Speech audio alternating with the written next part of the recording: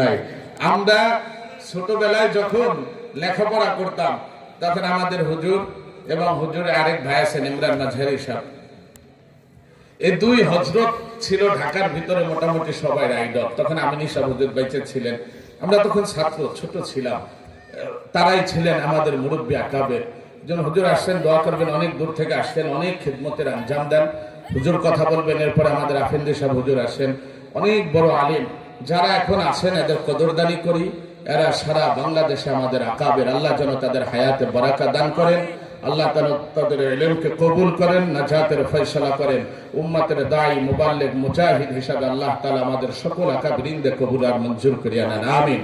ওয়া আখিরু দাওয়ানা আলহামদুলিল্লাহ।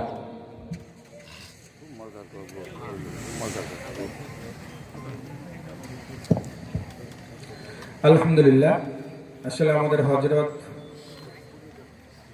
হজরতের আরো কিছু তাকাজা রয়েছে, এই জন্য হজরের তাকাজা অনুযায়ী আমাদের টাইম দেওয়া হয়েছিল। আমাদের সম্মানিত মেহমানগণ সকলেই চলে আসছেন।